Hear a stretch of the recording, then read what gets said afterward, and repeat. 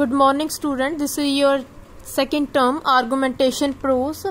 ਇਹਦੇ ਵਿੱਚ ਕੀ ਹੈ ਵੀ प्रोज पढ़ चुके हैं। व्हाट इज प्रोज की ਹੁੰਦਾ ਹੈਗਾ। आर्गूमेंटेशन ਹੁੰਦਾ ਵੀ ਇੱਕ ਰਾਈਟਰ ਹੈ, ਮਤਲਬ ਆਪਣੇ ਬਹੁਤ ਸਾਰੇ ਆਈਡੀਆਜ਼, ਆਪਣੇ ਬਹੁਤ ਸਾਰੇ ਵਿਊਜ਼ ਲੈ ਕੇ ਆਂਦਾ ਹੈ, ਮਤਲਬ ਵੀ ਉਹ ਰੀਡਰਸ ਨੂੰ ਦੱਸਦਾ ਹੁੰਦਾ ਹੈਗਾ ਵੀ ਮੈਂ ਮਤਲਬ ਵੀ ਤੁਹਾਨੂੰ ਆਪਣੇ ਆਈਡੀਆਜ਼ ਦੇ ਥਰੂ ਮੈਂ ਤੁਹਾਨੂੰ ਕੀ ਕੁਝ ਨਵਾਂ टीच कर रहे हैं, कुछ तुसीं नवां मेरे तो लर्न कर सकते होगे। इट मीनस की है भी आर्गूमेंटेशन होंदी है भी आपां किसी टॉपिक ते डिस्कस कर रहे हैं ते भी जिहड़ा राइटर है मतलब भी ओह बिल्कुल ओपन तरीके दे नाल मतलब ओहदे जिहड़े ओहदे मतलब भी ओहदी मतलब ओहदी फायदे की ने, ओहदे आपां नूं नुकसान की ने, मतलब वो अपने ओपन तरीके नाल डिस्कस कर रहे हैं रीडर्स दे नाल। इट मीनस अपने नाल, इट मीनस भी एक दलील दे रहा है अपने रीडर्स नूं। A kind of prose in which the writer introduces his own ideas with the help of fictitious characters। मतलब एक prose है, कहते एक prose की kind है, एक argumentation है जिहड़ी जिहदे विच की writer है अपने ideas नूं, अपने own ideas नूं introduce करदा हैगा, मतलब अपने एक काल्पनिक एक मतलब सिर्फ जस्ट इमेजिन कीते हुए कैरेक्टर्स दे थ्रू। इनवॉल्वड इन आर्गूमेंटेशन, मतलब वो हुण इहदे विच आर्गूमेंटेशन भी लैके आंदा हैगा। He gets the smell of opposition among the characters who try to expose and talk on any subject matter with arguments। ਇਹਦੇ ਵਿੱਚ ਕਹਿੰਦੇ ਕੀ ਹੁੰਦਾ ਹੈਗਾ ਵੀ ਉਹ ਆਪਣੇ ਓਪੋਜਿਟ, ਜਿਵੇਂ ਹੁਣ ਮੰਨ ਲਓ ਵੀ ਉਹ ਟੂ ਪਾਰਟੀਜ਼ ਦੀ ਗੱਲ ਕਰ ਰਿਹਾ ਰਾਈਟਰ, ਬਟ ਰਾਈਟਰ ਨੂੰ ਪਹਿਲਾਂ ਹੀ ਪਤਾ ਵੀ ਜਿਹੜੀ ਓਪੋਜ਼ਿਟ ਪਾਰਟੀ ਹੈ ਵੀ ਉਹਦੇ ਵਿੱਚ ਕੀ ਕੀ ਵਿਊ ਚੱਲ ਰਹੇ ਨੇਗੇ, ਤੇ ਉਹਨੂੰ ਫਸਟ ਪਾਰਟੀ ਨੂੰ ਆਲਰੇਡੀ ਪਤਾ ਹੋਊਗਾ ਬਿਕੋਜ਼ ਕੀ ਹੈਗਾ ਵੀ ਜਿਹੜੇ ਉਹਦੇ ਕਰੈਕਟਰ ਨੇ ਉਹ ਖੁਦ ਦੇ ਦੁਆਰਾ ਇਮੇਜਿਨ ਕੀਤੇ ਹੋਏ ਨੇਗੇ। ਜਿਵੇਂ ਹੁਣ ਮੰਨ ਲਓ ਆਪਾਂ ਕੋਈ ਮੂਵੀ ਦੇਖ ਰਹੇ ਹਾਂਗੇ, ਮੂਵੀ ਦਾ ਜਿਹੜਾ ਪ੍ਰੋਡਿਊਸਰ ਹੈ ਮਤਲਬ ਉਹਨੂੰ ਆਲਰੇਡੀ ਪਤਾ ਹੁੰਦਾ ਵੀ ਐਂਡ ਦੇ ਵਿੱਚ ਕੀ ਹੋਗਾ, ਬਿਕੋਜ਼ ਜਿਹੜੀ ਸਾਰੀ ਸਟੋਰੀ ਹੈ ਉਹ ਸਿਰਫ ਕੱਲੀ ਉਹਦੀ ਇਮੇਜਿਨ ਕੀਤੀ ਹੋਈ ਸਟੋਰੀ ਹੈਗੀ। ਹੁਣ ਮਤਲਬ ਸਟੋਰੀ ਥਰੂ ਆਪਾਂ ਨੂੰ ਕੀ ਟੀਚ ਕੀਤਾ ਜਾਂਦਾ ਹੁੰਦਾ ਵੀ what is the end of the story, ਵੀ ਇਹਦਾ ਮੋਰਲ ਕੀ ਹੈ ਸਟੋਰੀ ਦਾ, ਤੇ ਮਤਲਬ ਇਹਦਾ ਇਫੈਕਟ ਕੀ ਹੋਊਗਾ ਆਪਣੇ ਤੇ। ਹੂ ਟਰਾਈ ਟੂ ਐਕਸਪੋਜ਼, ਮਤਲਬ ਇਹਦੇ ਵਿੱਚ ਕੀ ਹੈਗਾ ਵੀ ਐਕਸਪੋਜ਼ ਕਰਨ ਦੀ ਉਹ ਟਰਾਈ ਕਰਦਾ, ਕੋਸ਼ਿਸ਼ ਕਰਦਾ ਹੈਗਾ। And talk on any subject matter with arguments, ਤੇ ਮਤਲਬ ਵੀ ਉਹ ਕਹਿੰਦੇ ਗੱਲ ਕਰਦਾ ਬਹੁਤ ਸਾਰੇ ਸਬਜੈਕਟ ਮੈਟਰ ਦੇ ਉੱਪਰ ਆਪਣੇ ਆਰਗੂਮੈਂਟਸ ਦੇ ਨਾਲ, ਆਪਣੀਆਂ ਕਾਫੀ ਦਲੀਲ ਵਾਲੀਆਂ ਗੱਲਾਂ ਕਰਦਾ ਹੈਗਾ ਉਹ।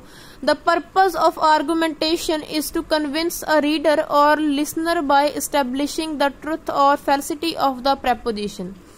ਕਹਿੰਦੇ ਆਰਗੂਮੈਂਟੇਸ਼ਨ ਦਾ ਪਰਪਸ ਕੀ ਹੈਗਾ ਵੀ ਉਹ ਰੀਡਰ ਨੂੰ ਪੂਰੀ ਤਰ੍ਹਾਂ ਕਨਵਿੰਸ ਕਰ ਲੈਂਦਾ ਵੀ ਜਿਵੇਂ ਹੁਣ ਮੰਨ ਲਓ ਵੀ ਆਪਾਂ ਕੋਈ ਬੁੱਕ ਪੜ੍ਹ ਰਹੇ ਹਾਂਗੇ, ਠੀਕ ਹੈ, ਬੁੱਕ ਫੋਰ ਐਗਜ਼ਾਮਪਲ ਆਪਾਂ ਲੈ ਲੈਣੇ ਦੇ ਵਿੱਚ ਦਿੱਤੀ ਹੋਈ ਆਪਾਂ ਨੂੰ a dialogue on democracy. And what is democracy, democracy ਕੀ ਹੁੰਦੀ ਹੈ ਵੀ is the people, for the people, by the people, of the people, ਤੁਸੀਂ ਸਮਝ ਸਕਦੇ ਹੋ ਵਟ ਇਜ਼ ਡੈਮੋਕ੍ਰੇਸੀ। ਤੇ ਇਹਦੇ ਵਿੱਚ ਕੀ ਹੈ ਵੀ ਆਪਾਂ ਸਿਰਫ ਲੋਕਾਂ ਦੇ ਹੱਕ ਦੀ ਹੀ ਗੱਲ ਕਰਾਂਗੇ। ਤੇ ਮੰਨ ਲਓ ਵੀ ਆਪਾਂ ਕੋਈ ਮੂਵੀ ਦੇਖ ਰਹੇ ਹਾਂ ਜਾਂ ਆਪਾਂ ਕੋਈ ਨੋਵਲ ਪੜ੍ਹ ਰਹੇ ਹਾਂ ਤਾਂ ਫਿਰ ਵੀ ਆਪਾਂ ਇਹਦੇ ਵਿੱਚ ਕੀ ਹੈ ਵੀ ਆਪਾਂ ਇੱਕ ਮੌਬ ਦੀ, ਆਪਾਂ ਇੱਕ ਪੀਪਲ ਦੇ ਬਾਰੇ ਹੀ ਗੱਲ ਕਰਾਂਗੇ। ਆਪਾਂ ਨੂੰ ਲੱਗੂਗਾ ਵੀ ਹਾਂ ਜਿਹੜੀ ਗਵਰਨਮੈਂਟ ਹੈ ਵੀ ਉਹ ਸਹੀ ਨਹੀਂ ਕਰ ਰਹੀ, ਤਾਂ ਵੀ ਐਵੇਂ ਕਰਕੇ ਵੀ ਸਾਰਾ ਕੁਝ ਲੋਕਾਂ ਦਾ ਹੀ ਹੈਗਾ, ਤਾਂ ਵੀ ਜਿਹੜੀ ਗੌਰਮੈਂਟ ਹੈ ਵੀ ਉਹ ਮਤਲਬ ਉਹਨਾਂ ਦੇ ਜਿਹੜੇ ਰਾਈਟਸ ਨੇ ਉਹਨਾਂ ਨੂੰ ਵਾਪਸ ਨਹੀਂ ਦੇ ਰਹੀ ਹੈਗੀ ਉਹ। ਤੇ ਕਹਿੰਦੇ ਜਿਹੜਾ ਹੁਣ ਆਰਗੂਮੈਂਟੇਸ਼ਨ ਦਾ ਜਿਹੜਾ ਪਰਪਸ ਹੈ, ਉਹਦਾ ਉਦੇਸ਼ ਕੀ ਹੋਊਗਾ ਵੀ ਰੀਡਰ ਨੂੰ ਬਿਲਕੁਲ ਕਨਵਿੰਸ ਕਰਨਾ ਵੀ ਹਾਂ ਆਪਾਂ ਸੈਟਿਸਫਾਈ ਆ ਵੀ ਜਿਹੜਾ ਕੁਝ ਰਾਈਟਰ ਜਾਂ ਫਿਰ ਜਿਹੜਾ ਕੁਝ ਪ੍ਰੋਡਿਊਸਰ ਪ੍ਰੋਡਿਊਸ ਕਰ ਰਿਹਾ ਹੈਗਾ। ਔਰ ਲਿਸਨਰ ਬਾਏ ਐਸਟੈਬਲਿਸ਼ਿੰਗ ਦਾ ਟਰੂਥ ਔਰ ਫੈਲਸਿਟੀ ਆਫ ਅ ਪ੍ਰੈਪੋਜੀਸ਼ਨ। ਤੇ ਕਹਿੰਦੇ ਵੀ ਕੀ ਹੈਗਾ ਵੀ ਆਪਾਂ ਜਿਹੜਾ ਰਾਈਟਰ ਕੀ ਜਿਹੜਾ ਸਾਰਾ ਕੁਝ ਕ੍ਰੀਏਟ ਕਰਦਾ ਹੈਗਾ ਉਹਦੇ ਜਿਹੜਾ ਟਰੂਥ ਹੈਗਾ ਵੀ ਆਪਾਂ ਉਹਨੂੰ ਮੰਨਾਂਗੇ ਹੀ, ਚਾਹੇ ਮਤਲਬ ਫੈਲਸਿਟੀ ਹੈ ਚਾਹੇ ਉਹ ਟਰੂਥ ਹੈ, ਚਾਹੇ ਇਟ ਮੀਨ ਚਾਹੇ ਸਹੀ ਹੈ ਚਾਹੇ ਗਲਤ ਹੀ ਕਿਉਂ ਨਾ ਹੋਵੇ। The argumentation prose is always written in the term of discourse or conversations। ਕਹਿੰਦੇ ਹੁਣ ਇਹਦੇ ਵਿੱਚ ਕੀ ਹੈ ਵੀ ਆਪਾਂ ਗੱਲ ਕਰਦੇ ਆ, ਜਿਵੇਂ ਮੰਨ ਲਓ ਮਤਲਬ ਵੀ ਕਈ ਸਕੂਲਸ ਦੇ ਵਿੱਚ, ਕਈ ਕਾਲਜ ਦੇ ਵਿੱਚ ਡਿਬੇਟ ਕੰਪੀਟੀਸ਼ਨ ਹੁੰਦੇ ਨੇ। ਇਟ ਮੀਨਸ ਵੀ ਉਹ ਕਨਵਰਸੇਸ਼ਨ ਕਰਦੇ ਨੇ, ਡਿਸਕੋਰਸ ਕਰਦੇ ਨੇ, ਆਰਗੂਮੈਂਟੇਸ਼ਨ ਕਰਦੇ ਨੇ, ਮਤਲਬ ਫਿਰ ਕਿਤੇ ਐਂਡ ਤੇ ਜਾ ਕੇ ਮਤਲਬ ਪਤਾ ਚੱਲ ਜਾਂਦਾ ਵੀ ਕਿਸ ਟੌਪਿਕ ਤੇ ਵੀ ਆਪਾਂ ਕਿਸੇ ਦੇ ਫੇਵਰ ਔਰ ਕਿਸੇ ਦੇ ਇਨ ਫੇਵਰ ਦੀ ਆਪਾਂ ਗੱਲ ਕਰ ਰਹੇ ਹਾਂ ਜਾਂ ਫਿਰ ਨਹੀਂ ਕਰ ਰਹੇ ਆਪਾਂ। Sometimes the writer Tennyson has described the argumentative prose in his one of the best essays। मतलब कहते Tennyson है ਉਹਨੇ ਆਪਣਾ ਇੱਕ ਐਸੇ ਦੇ ਵਿੱਚ ਡਾਇਲੋਗ ਔਨ ਡੈਮੋਕ੍ਰੇਸੀ ਦੇ ਵਿੱਚ ਦੱਸਿਆ ਹੋਇਆ ਹੈ। ਤੇ ਕਹਿੰਦੇ even Charles Lamb has also introduced in his essay on married and single life. ਤੇ ਕਹਿੰਦੇ ਈਵਨ ਕਿ ਜਿਹੜੇ ਚਾਰਲਸ ਮਤਲਬ ਲੈਂਪ ਹੈ ਉਹ ਇੱਕ ਰਾਈਟਰ ਹੈਗਾ, ਉਹਨੇ ਆਲਰੇਡੀ ਡਿਸਕ੍ਰਾਈਬ ਕੀਤਾ ਹੋਇਆ ਵੀ ਇੱਕ ਐਸੇ ਲਿਖਣਾ, ਠੀਕ ਹੈ, ਵੀ ਐਸੇ ਹੁੰਦਾ ਮਤਲਬ ਉਹਨੇ ਕ੍ਰਿਟਿਸਾਈਜ਼ ਕਰਨਾ ਔਨ ਮੈਰਿਡ ਮੈਨ ਔਰ single life. So this is your prose and you can read this prose in your own language and you can add some few lines from your book as your interest। Your second term is dramatic prose। a kind of prose in which the dramatic tries to show its ideas in the form of drama। मतलब mostly एक simple जी गल है भी ਆਪਾਂ ਇੱਕ drama देखने ਲਈ ਜਾ ਰਹੇ ਜਿਵੇਂ ਆਪਣੇ ਕਾਫੀ ਏਰੀਆਜ਼ ਵਿੱਚ ड्रामा ਆਪਾਂ ਨੂੰ ਪ੍ਰੈਜ਼ੈਂਟ ਕੀਤਾ ਜਾਂਦਾ ਹੁੰਦਾ ਹੈ।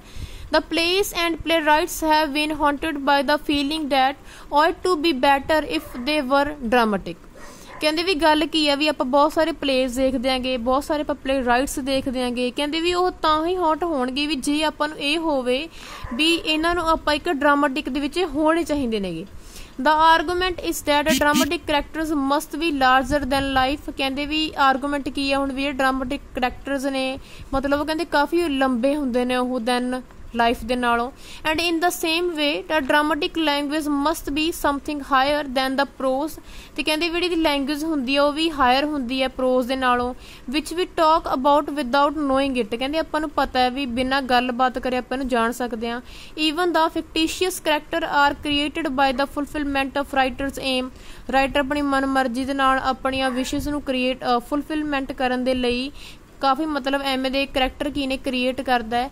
The main aim of the writer is to be present reflection of the human life. ਕਹਿੰਦੇ ਮੇਨ ਏਮ ਕੀ ਹੈ ਇੱਕ ਰਾਈਟਰ ਦੀ ਪ੍ਰੈਜ਼ੈਂਟ ਰਿਫਲੈਕਸ਼ਨ ਨੂੰ ਮਤਲਬ ਕ੍ਰੀਏਟ ਕਰਨਾ, ਪ੍ਰੈਜ਼ੈਂਟ ਕਰਨਾ, full of happiness and unhappiness moments. ਮਤਲਬ ਕਹਿੰਦੇ ਆਪਣੇ ਖੁਸ਼ੀਆਂ ਵਾਲੇ ਦੂਸਰੇ ਮੂਮੈਂਟਸ ਨੂੰ ਕ੍ਰੀਏਟ ਕਰਨਾ। is to be clothe his vision of this evolute life of intensified emotions and better effects। ਕਹਿੰਦੇ ਵੀ ਹੁਣ ਕੀ ਹੈਗਾ ਵੀ ਇੱਕ ਰਾਈਟਰ ਮਤਲਬ ਆਪਣੇ ਕਹਿੰਦੇ ਵਿਜ਼ਨ ਨੂੰ ਐਵੇਂ ਲੈ ਕੇ ਚੱਲਦਾ ਹੈਗਾ ਜਿਵੇਂ ਕਹਿੰਦੇ ਵੀ ਉਹ ਆਪਣੇ ਇਮੋਸ਼ਨਸ ਨੂੰ ਇੱਕ ਬੈਟਰ ਇਫੈਕਟ ਦੇ ਰਿਹਾ ਹੋਵੇ। ਇਟ ਮੀਨਸ ਕੀ ਹੈ ਵੀ ਇਹ ਕਾਫੀ ਈਜ਼ੀ ਪ੍ਰੋਜ਼ ਆ ਬੱਚੇ। ਡਰਾਮਾਟਿਕ ਪ੍ਰੋਜ਼ ਦੇ ਵਿੱਚ ਆਪਾਂ ਨੋਰਮਲੀ ਗੱਲ ਕਰਦੇ ਹਾਂ ਵੀ ਇੱਕ ਰਾਈਟਰ ਕੀ ਹੈਗਾ ਵੀ ਉਹ ਆਪਣੀ ਇਮੈਜੀਨੇਸ਼ਨ ਮਤਲਬ ਕਰੈਕਟਰਸ ਨੂੰ ਕ੍ਰੀਏਟ ਕਰਦਾ ਹੈਗਾ, ਆਪਣੀ ਇਹਦੇ ਵਿੱਚ ਇਮੈਜਿਨ ਯੂਜ਼ ਕਰਦਾ ਹੈਗਾ। ਸਾਰੇ ਮਤਲਬ ਫਿਕਟੀਸ਼ੀਅਸ ਉਹਦੇ ਕਰੈਕਟਰ ਹੁੰਦੇ ਨੇਗੇ ਮਤਲਬ ਉਹ ਆਲਰੇਡੀ ਮਤਲਬ ਹਿਊਮਨ ਦੀ ਹਰ ਇੱਕ ਰਿਫਲੈਕਸ਼ਨ ਨੂੰ ਚਾਹੇ ਮਤਲਬ ਉਹ ਸੈਡ ਹੈ, ਸ਼ੋਰਫੁਲ ਹੈ, ਮਤਲਬ ਕਾਫੀ ਮੈਰਮੈਂਟ ਦੇ ਵਿੱਚ ਹੈ ਮਤਲਬ ਉਹਨੂੰ ਉਹ ਕ੍ਰੀਏਟ ਕਰਦਾ ਹੈਗਾ। And this evaluate life of intensified. ਮਤਲਬ ਵੀ ਇਹਦੇ ਵਿੱਚ ਕੀ ਹੈਗਾ ਵੀ ਆਪਾਂ ਦੇਖ ਕੇ ਕਈ ਵਾਰੀ ਆਪਾਂ ਉਹ ਗੱਲ ਫੀਲ ਕਰਦੇ ਹਾਂ ਵੀ ਹਾਂ ਵੀ ਇਹ ਸਹੀ ਹੋ ਰਿਹਾ ਜਾਂ ਫਿਰ ਇਹ ਗਲਤ ਹੋ ਰਿਹਾ ਹੈਗਾ। So that is called dramatic prose।